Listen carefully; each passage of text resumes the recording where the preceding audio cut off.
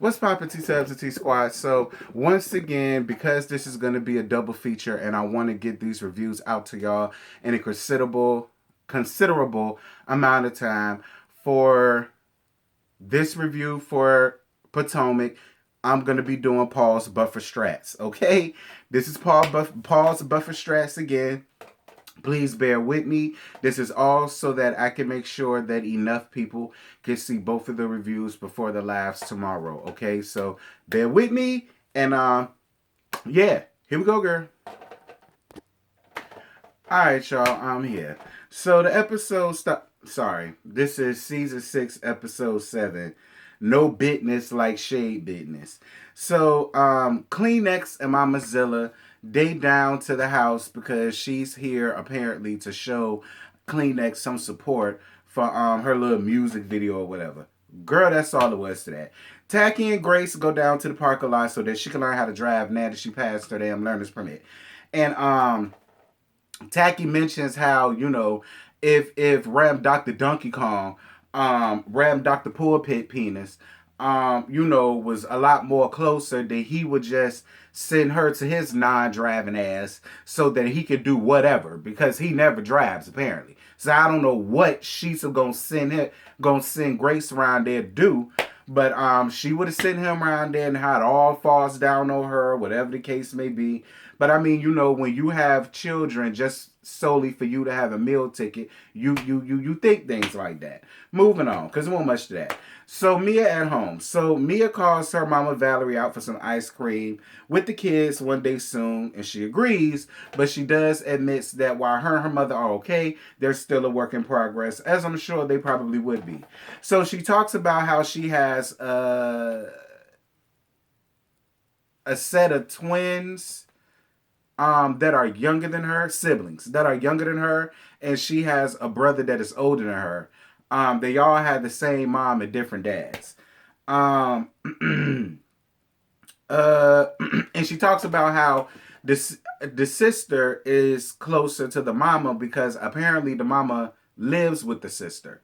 And I guess she kind of feels a little bit of ways about that. I guess because the sister gets to spend more time with her mom than she does. I'm assuming maybe that's what it is, but I don't really know. So then she talk about Candace's video shoot and brings up Chris being her husband.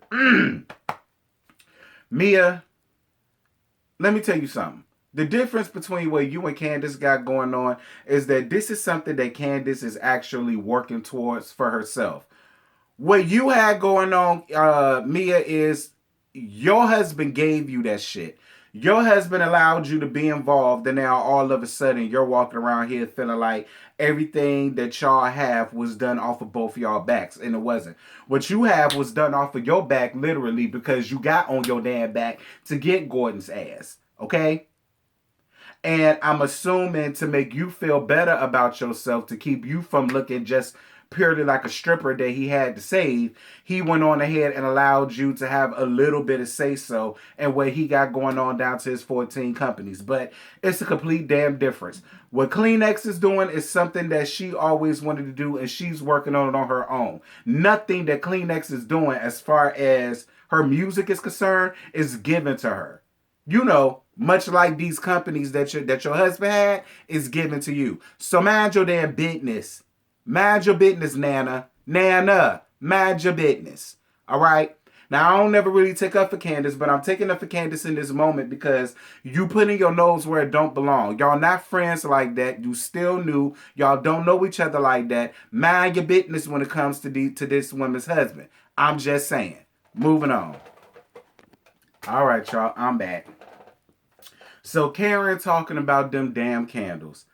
Karen, I'm going to be real with you, sis. I still feel like it was shady and kind of underhanded as fuck that you ain't let Wendy know that your ass was also doing the damn candle line. I still feel that way. While I understand some people feel like it won't Karen's job to have to tell her this or her that. And don't get me wrong, I ain't all the way mad at how y'all feel, but I'm just saying, if this is my home girl, you know what I'm saying, I wouldn't want her to find out the way that she have found out. That's all I'm saying.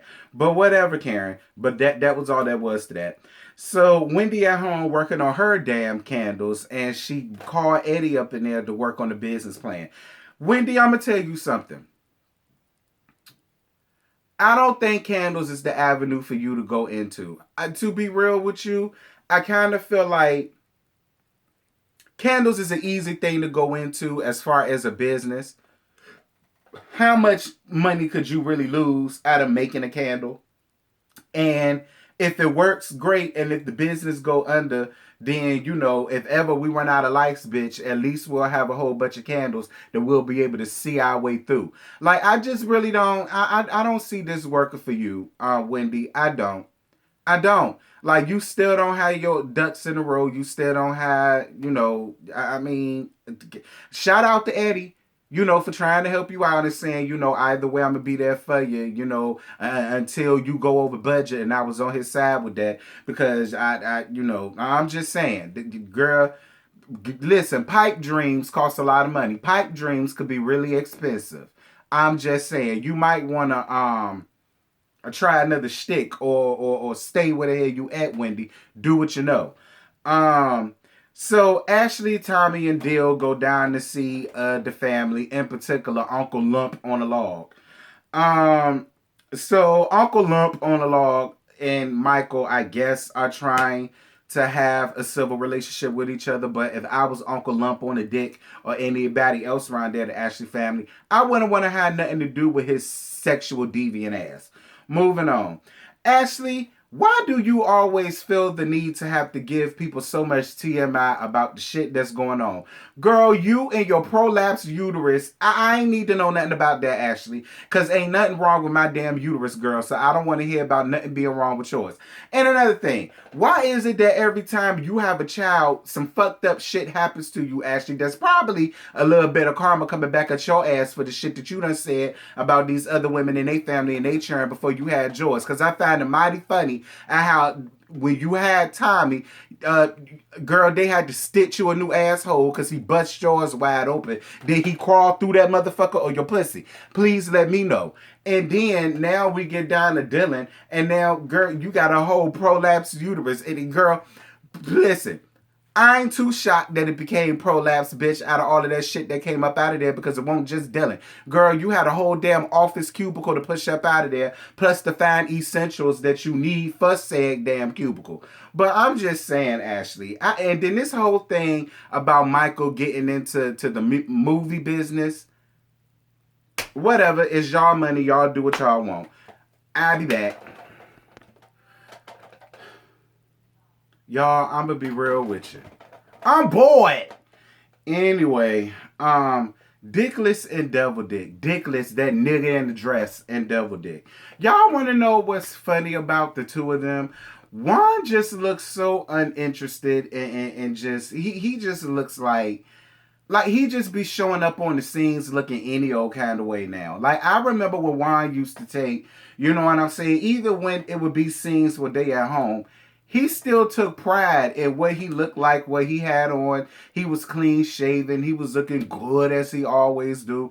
And it just seems like when he with Robin, it's just like being with one of the niggas, I assume.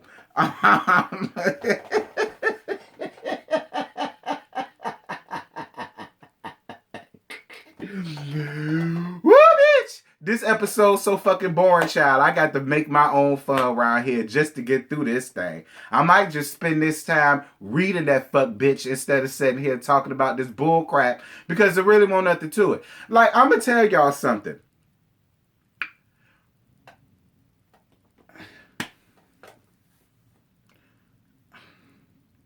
Because everybody loves to look up on Wikipedia and look on Google or you know what I'm saying, hit up Siri and ask about Dickless Dixon's gas station couture hats.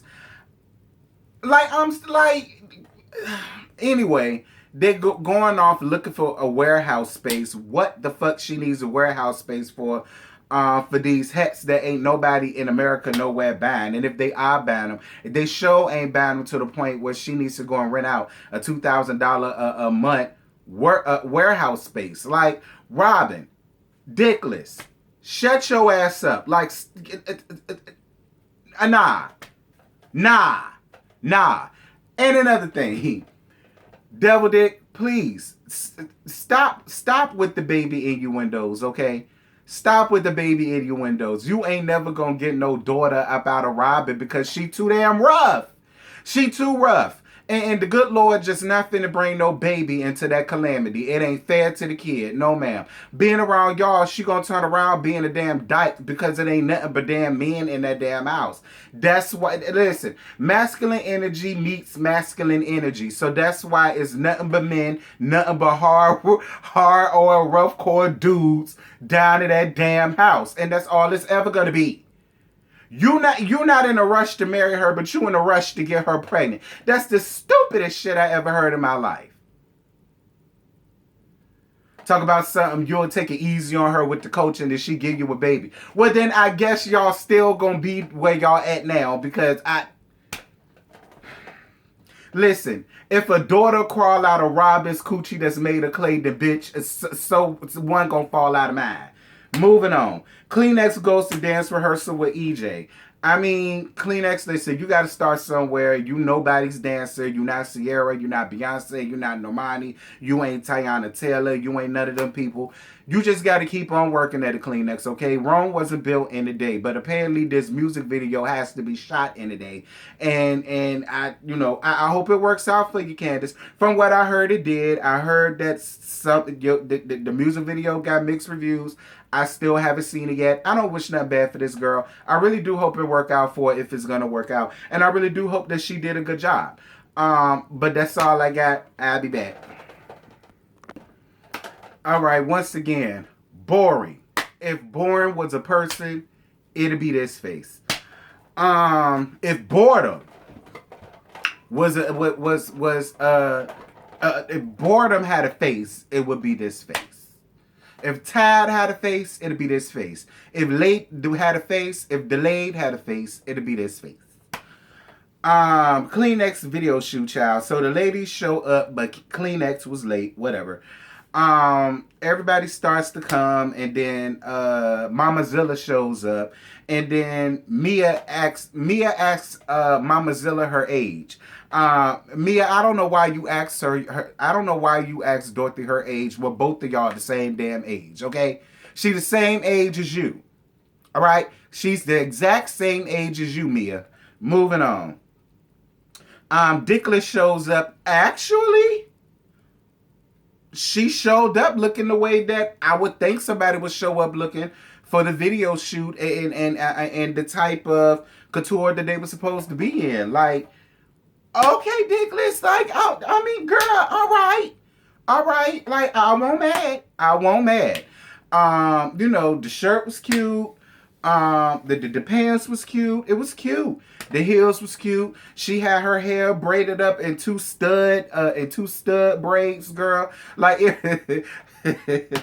like the bull dagger she is. She came in character, and I was here for it. You actually looked good, Dickless, I will say.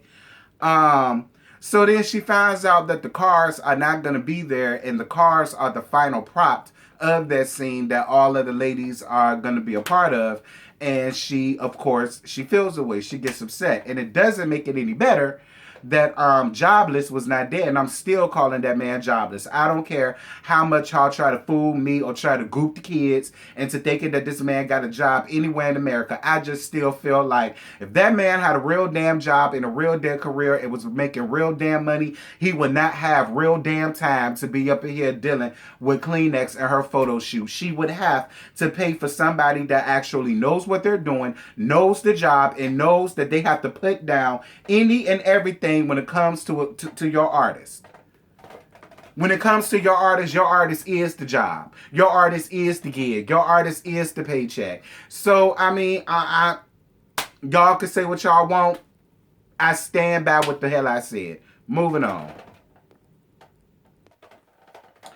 All right, you guys, I'm back. So, Mama Zilla shares her feelings about Chris being Kleenex's husbander and with Karen and Mia. Why did she do that? I don't know. Mia asks Dorothy, was Chris getting paid for being her manager? And Tacky says that she wasn't mad at the question. Of course you're not, because you a messy, petty, ignorant bitch, and you don't find nothing wrong with that. But I was absolutely I didn't like that either, Mia. Like, it's none of your fucking business. Like, you just got here. You're a new girl. You're a freshman. You's an underclassman. Like you too heavily involved and too heavily invested in shit that has absolutely nothing to do with you. And because I know this is probably what's gonna start off the bullshit between you and Mia, I mean between you and Kleenex, I'm not even mad at anything that she gives you at this point, because you was messy as fuck and you was tired as hell, and I was on her side.